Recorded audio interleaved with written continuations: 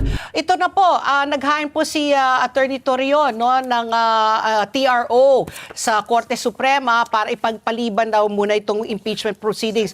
Ito ba ay in consultation with you? Were you aware that he was going to file this? Or kayo ba ay nagulat dito? And your reaction po?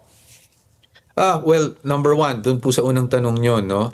Wala pong naging consultation with us, si Attorney Torion and his team.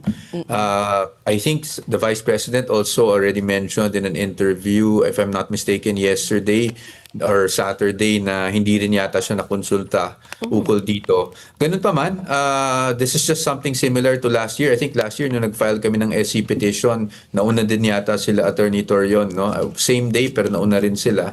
So walang mga nagiging consultation, but I'm pretty sure kasi no, as lawyers, baka sa tingin ko may napansin rin sila ng mga constitutional infirmities, kaya sila naghain itong petition na to. To be honest with you and to be very frank, kahit ako personally, hindi ko pa nababasa no, yung petition na inihain nila, and siguro intentionally and deliberately na rin na hindi namin binabasa kasi syempre ayaw din naming masway yung sa mga arguments nila. So meron din kasi kaming sariling strategy sa defense team. So kami mismo hindi muna namin binabasa yung petition nila. So my follow-up lang there, Attorney Michael po, is it something that you welcome, or is this just going to muddle the issue, or it doesn't affect?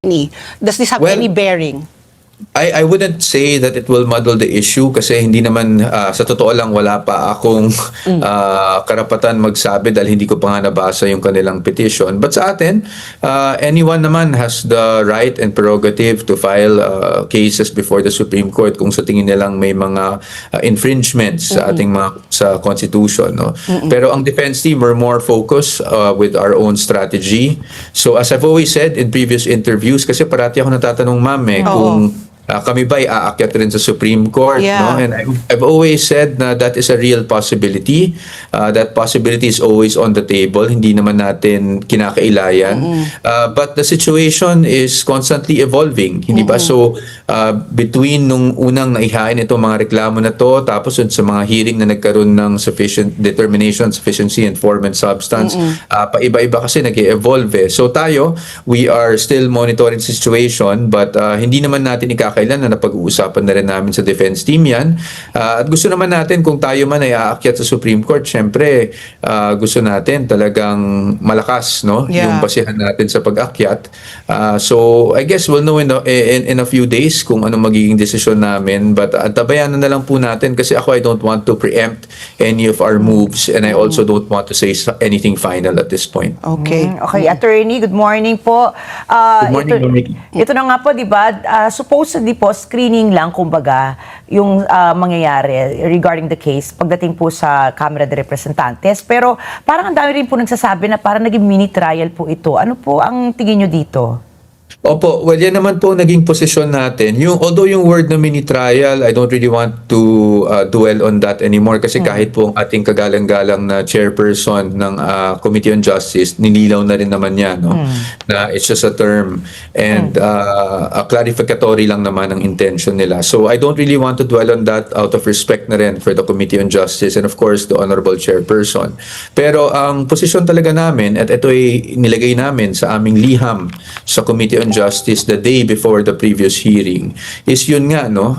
Sa tingin namin, kung ang trabaho or ang purpose ng Committee on Justice rather is to determine probable cause, it must be confined doon sa nakalaan o nakasaad sa mga reklamong inihain at doon sa mga attachments, maging ebidensya ba ito, affidavits na naka-attach doon, no? Now once we go beyond that and we are asking for documents, no, after the accusations have been made, sa tingin namin lumalampas na ito, no, sa initiation or sa pure determination of probable cause. At kaya nga nilagay namin ang posisyon namin that if we are venturing into something like somewhat like a trial, ito ay malinaw naman na ibinigay na kapangyarihan sa Senado sa ating saligang batas, no? Sa ating saligang batas, just to be clear, ang initiation is exclusively with the House of Representatives. We are not contesting that.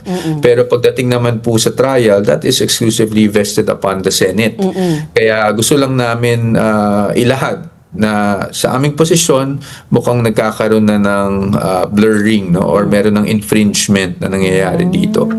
But of course, again, that is with all due respect to the committee. I'm sure they have their own position, and yun nga, may dun sa nakaraang hearing, I think may mga hindi nagustuhan yung aming sulat. We regret na ganun yung naging effect because that was really not the intention. The intention as lawyers is to protect the right of our client at kailangan namin ilahad yung aming posisyon. Oo. So Attorney Michael, ngayon po no, medyo nagkakaroon na ng kumbaga yung laro no sa Kamara de Representantes. Ang NUP nag-withdraw na po sila. Sabi nila hangga't may bago kayong mga ebidensya na ipapakita, kami po ay hindi kami magpapabor diyan, no, yung pagpapatuloy po ng impeachment proceedings. Is this something that you are was it expected? Anong reaction nyo dito? Ito ba ay nagpapatibay sa inyong kaso na umatras na po ang pangalawa yata no na pinakamalaking political party sa Kamara? Opo. If you're asking if we expected that, definitely hindi po, no? Hindi namin na-expect yung mga ganyang Laro, oo. sa totoo lang, alam naman natin na sui generis, it's both legal and political. So hindi naman natin pwedeng i-discount yung political factor. Pero hindi po namin inasahan yan, yung mga ganyang pronouncements. Ganun pa man, tayo ay nakafocus lang naman doon sa proceedings. But at the end of the day, yung pag-withdraw nila, we still don't know eh. Ano bang mangyayari pag nagkaroon ng botohan, hindi ba? Sa ngayon, may mga naririnig na rin tayo na pronouncements na may numero na, ika nga, no, para iakyat ito sa Senado. Kaya nga kami, medyo nagtataka kami kasi ang posisyon namin is kung sa tingin namin, ang determination ay dapat dun lang sa nakasaad sa reklamo at attachments, tapos sinasabing may numero na, bakit hindi pa iakyat? No? Kung iaakyat, ano pa yung purpose nitong mga hearings? Although, we do admit na kahit naman sa piskalya, pwede namang magkaroon ng clarificatory hearing. Pero ang clarificatory hearing, by the word itself, it's to clarify things that have been stated in the complaint and the attached pieces of evidence. So if we go beyond that, then ibang usapan na yon. That's why naglahad na kami ng aming posisyon ukol doon. Okay. So, Attorney, unique nga po yung kaso ng impeachment kay VP Sara because she was elected separately with a separate mandate and all, ano. So, kapag po matuloy nga po ang impeachment laban sa isang vice-presidente, ano po yung magiging implikasyon po nito sa political landscape po natin? Nako, ma'am, I'm sorry, I cannot reply to that because ako po sa legal lang. Pero ang masasabi ko lang po sa ngayon, kung sinasabi nilang may mga impeachable offenses, no, laban sa ating Vice Presidente o pangalawang Pangulo, sa atin naman we're ready to face all of those allegations. Kasi ang parating sinasabi is hindi raw sumasagot ang ating Vice Presidente. Pero I think there's a proper place and time para sumagot siya. And kung ito nga iaakyat sa Senado, perhaps, at least sa aming pananaw, yun ang proper venue para sagutin niya lahat ng ito. Sa ngayon pa naman, determination pa lang ng probable cause. At nakita naman natin ang mga naging botohan noong sa determination of sufficiency in form and substance. So, overwhelming yung boto, pagsabi noon. So, sa atin, ang pananaw lang namin, kung talagang they feel that there are sufficient grounds to bring this up to the Senate, handa naman po tayong harapin lahat ng aligasyon at hindi naman po umiiwas ang ating Vice Presidente pagdating sa accountability. Okay, so Attorney, kung may ugong-ugong na nga po, no, na talaga may numero na po sa House of Representatives na iakyat po sa Senado itong kaso po ni VP Sara, are you confident po na kapag umakyat po dito sa Senado nga ay may numero naman po kayo? How do you perceive po? Ano po yung ina-anticipate natin kung sakaling talaga matuluyan na po sa Senado? Well, ang focus po natin, kasi po ang parati namang nating naririnig na ang bawat senador is independent, hindi ba? So, although we cannot deny that this is highly politicized, no? That's a highly divisive issue. Ang focus natin is to present the defense, no, of the Vice President the best way we know how para makumbinsi natin ang mga senador na hindi bumoto sa kanyang impeachment or to vote against impeaching the Vice President rather. So, ang focus lang po lang talaga ng legal team, and this is what we've been preparing for since last year. Kasi last year, akala natin, aakyat din naman to sa, matutuloy din yung hearing sa Senado, at yung trial. So, sa ngayon, ang focus lang talaga natin ay ipakita yung ebidensya, no, laban sa mga paratang na to. The burden of proof is always with those that filed those complaints, no? Oo, pero pag once mailabas nila yan sa Senado, syempre, kami rin, kailangan din naming i-rebut kung ano yung mga nailabas nilang mga witnesses o ebidensya laban sa ating Vice Presidente. So, handa po tayo dyan. Oo. At pagdating sa boto, umaasa na lang kami na with our presentation, ay they will decide no against against the Vice President no, pagdating sa impeaching her. Oo. Attorney Michael, I'm just curious, no? What is your reaction dito ba sa pag-issue po nila ng subpoena? Kasi hinihingi yung kanyang SALN, bank records, tax documents.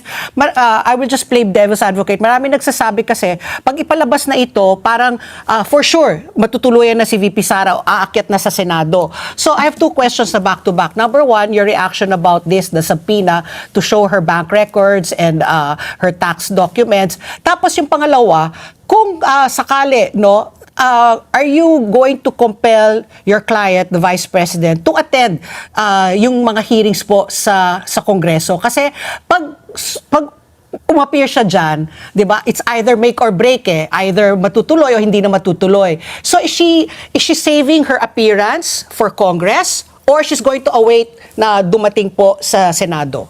What is your to her, your Thank you, recommendation? Ma'am Pat Pino. First, I'll answer the first question on the issuance of mga subpoenas. No? So, pagdating sa subpoena naman po, kasi kami, our opposition or our objection is fundamental. It's really on the conduct of the proceedings now, no, that we feel is already bordering on trial, and therefore that belongs exclusively to the Senate. So when we say that's our fundamental objection, that includes all ancillary processes, meaning pati yung mga pag-issue ng subpoena. Pangalawa, if I wanted to directly address yung subpoena mismo, titingnan din natin kung ano ba yung nilalaman ng subpoena. Kasi alam nyo, kunyari, ang sinupina SALN niya, for example, from 2007 no, until, I'm not sure if it's 2024, 2025. But very clear naman sa Supreme Court decision na ang impeachable offense refers to offenses committed while in office as an impeachable officer. So yung 2007, nung vice mayor pa lang siya, nung mga panahon na mayor siya, we do not see the relevance in that. No? But again, sabi din natin, di ba dapat ang determination is just with the complaint and the attachment. So ano ba nangyayari dito?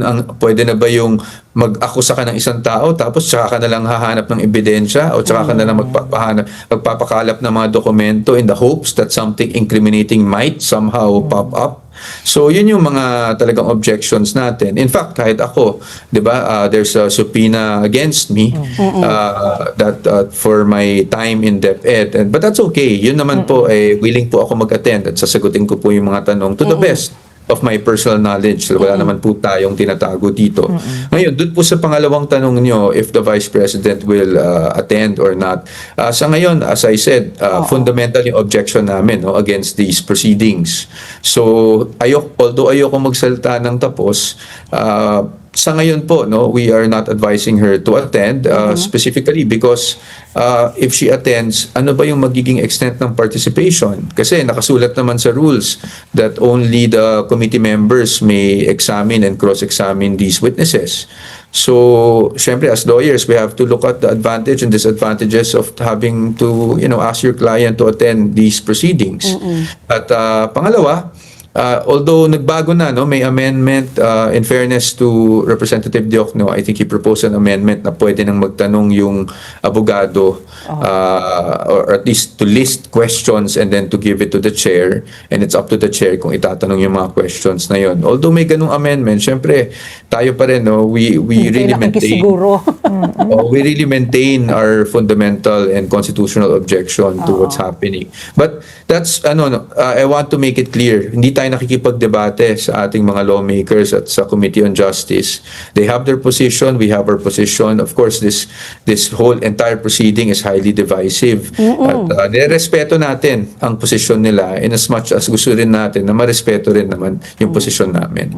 So, pero you didn't answer my question, Attorney Michael. Which one? Which one? If you will recommend that the Vice President attend the congressional hearings na para tapos na, no? She says her piece. Kasi, di ba, parang before her pronouncements, gigil na siya. Gusto niya talaga magsalita na eh. Pero kasi, pag baka nga pag magsalita siya doon, either they will vote in her favor or hindi. So, if ever, umakyat yan sa Senado, dalawang appearances ba or isang appearance na lang? When will you give the Vice President her time? Well, actually, sa ngayon, sinasabi natin kung mag-appear siya, matatapos ba? I mean, that's also debatable, di ba? So, okay. sa amin, sa ngayon, of course, like I said, I don't want to say anything final. May constant consultation naman kami with the Vice President, no, as our client. But, pag umakit ng Senado, doon, pwede kami magpresenta, pwede kami mag-cross-examine. We can test the credibility of all these witnesses speaking against her, hindi ba? So, mahirap magsabi, will I recommend at this point? At this point, hindi ko pa nakikita kung may advantage. No? So, titingnan na muna natin yung developments and we will react accordingly. Okay. Okay, siguro sa akin po, huling katanungan para sa inyo, para ngayong umaga lang naman. Ito po, karamihan nga po sa aligasyon ngayon, laban po kay VP Sara, umiikot po sa betrayal of public trust.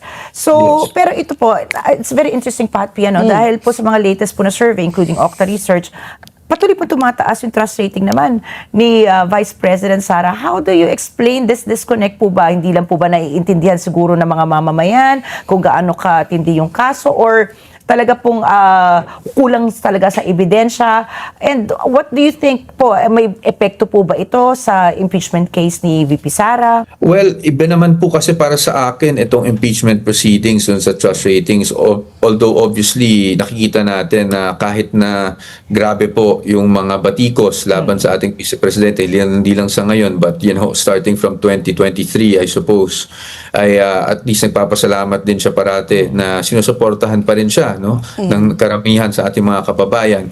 Pagdating naman po sa impeachment proceedings, talaga namang ang sagot namin diyan dun sa answer ad cautelam namin is, well, walang ultimate facts eh. So sasabihin natin na sinasabi doon, for example, na si VP Sara nag-commit ng plunder kasi may confidential funds siya, ginamit niya yung confidential funds, pero hindi din naman matukoy kung paano niyo nasabi na napunta sa bulsa niya yung confidential funds. Ni walang ano. Yun nga yung ano namin yun nga yung contention namin, walang ultimate facts. Or yung SALN, for example, merong aligasyon doon na yung SALN daw niya from 2007 to 2024 ay tumaas. Tapos sinasabi, because tumaas, malamang may unexplained wealth yan. Parang we're jumping into conclusions, hindi po ba? So ang sa amin po kasi, natural lang naman siguro na tumaas ang SALN. Dahil through the years, nagtatrabaho tayo. Plus, ang SALN ay, katulad ng Vice Presidente, may time na wala din siya sa government service at nagtrabaho sa pribadong sektor.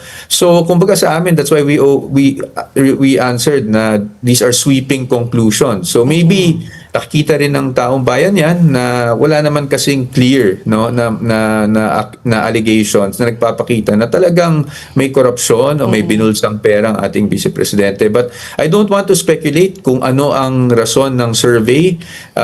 Kahit kami, we are not swayed by the surveys. No? It really, if we're focused on the legal matters, sasagutin lang natin yung aligasyon as we see fit. And then pagdating naman sa survey, of course, maganda para sa atin na mataas ang trust ratings ng Vice Presidente. But those things can change easily hindi ba? That's why focus lang kami na madepensahan natin ang Vice Presidente sa mga paratang na ito. Siguro follow-up na lang po dyan, dahil nga natalakay po natin yung SALN. Ano po yung threshold po para masabi na yung mga discrepancy sa SALN ay isang impeachable offense? Isn't this just supposed to be an administrative case po, attorney?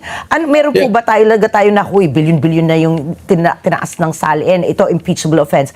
But isn't it in the Constitution po, correct me if I'm wrong, attorney that this does not amount, is not tantamount to having an impeachable case po?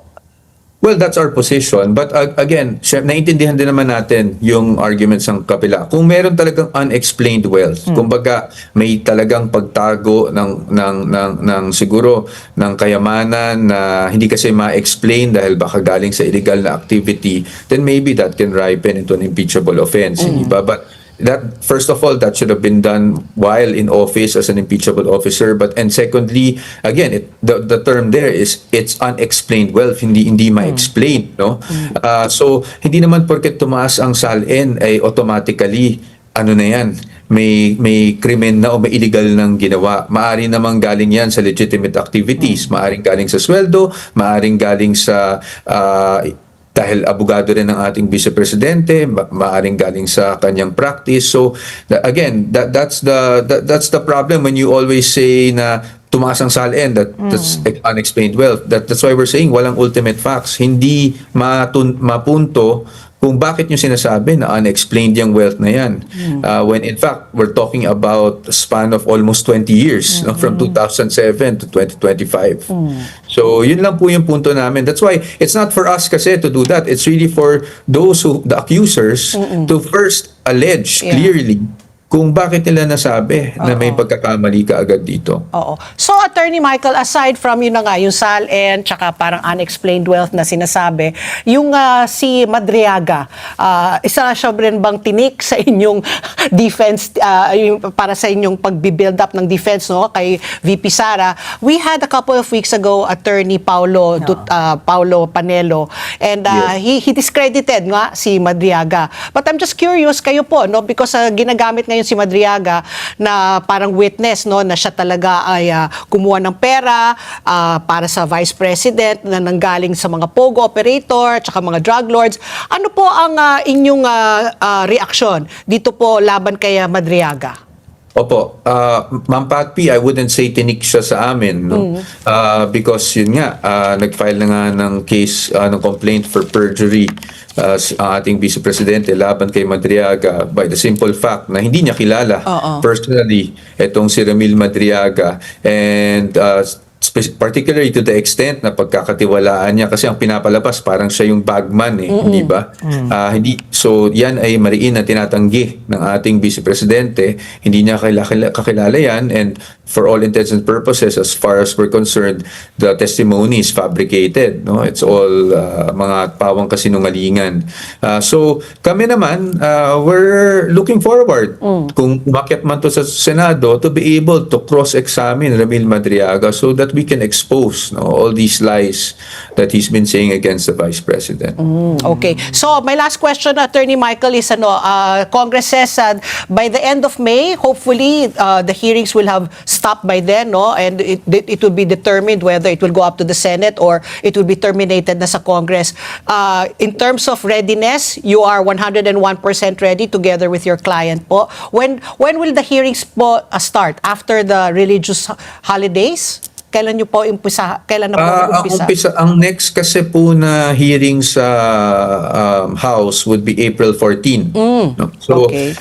Now, pagdating sa kung magbobotohan man at matatransmit sa Senado, hindi ko po alam. No? That is within the time frame, I guess, that the House has allotted or allocated for the hearings. Sa ngayon, I think there are 4 hearing dates. I think the last one set preliminarily or initially would be April 29, if I'm not mistaken, around April 28 or 29.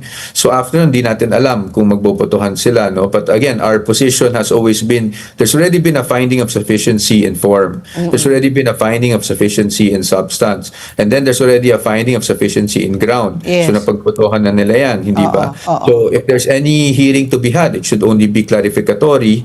At kung may narinig naman tayo na meron na raw numero, no? They're confident na may numero na may akyat na to. So bakit hindi na lang magbotohan at iakyat na para doon magkaharap-harapan na tayo at may malabas silang ebidensya nila talaga at ma-cross-examine namin ang kanilang mga witnesses, and at the same time we can present our own evidence and they can also cross-examine our own witnesses. Okay, kasi 1/3 you're looking at ano yung number 157 kung sakaling mapasa po sa Senado, 1/3 ba ang vote?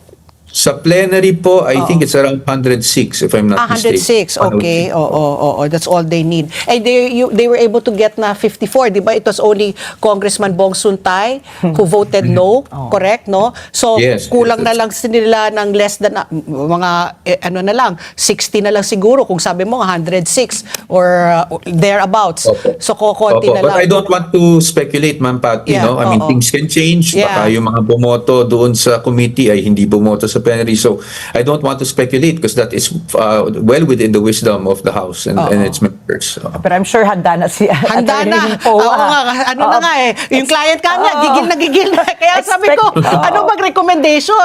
Hihintayin ba? Eh baka pent-up emotions, hindi makahintay si pero ang VP hirap na Sara. yung disiplina ni VP Sara. Alam mo yung kung meron kang paninindigan, di ba? Gusto mo nang ilabas lahat, pero kailangan correct. control. Magpigil. Chill Oo, muna. chill. Thank you very much, Attorney Michael, and good luck po sa inyo. We'll have you again, ha? You'll have to keep us posted po dito po sa on